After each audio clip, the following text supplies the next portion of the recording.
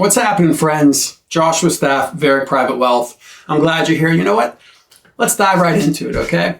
I have a quick question for you. So when your company gives you RSUs, who do you think that benefit was actually designed for, okay? You or your company? I'm going to give you a hint. It ain't you, all right? At least it's not really you, okay? Let's think about this from the company side for a second. They want to attract talent without writing a bigger check today, right? They want you to stay, so they spread the shares out over a vesting schedule instead of handing it all to you at once. And they want your incentives lined up with the stock, right? So if the company does well, you do well.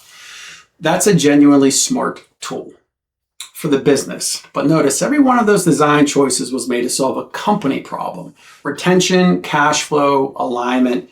None of them were made by asking, what's the ideal outcome for this specific employee's financial plan?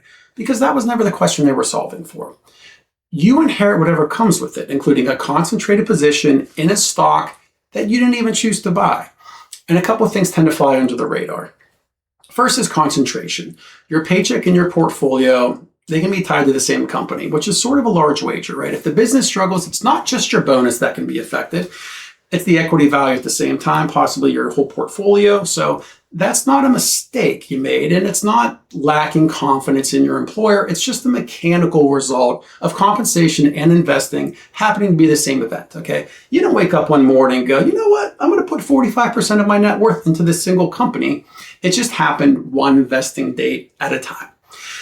The second is timing. Very important. Please listen. RSUs create a tax event on a date you didn't pick for a value you don't control.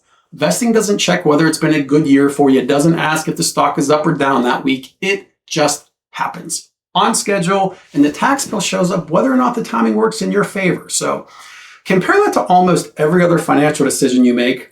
When you buy a house, when to change jobs, when to invest a bonus even. Normally you get to choose the moment, right? But with RSUs, the calendar chooses for you. And here's the part that catches people off guard.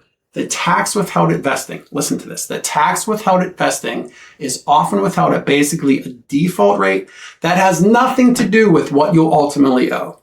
So the vesting itself, it feels routine, and then the surprise shows up months later at tax time as a bill that nobody budgeted for.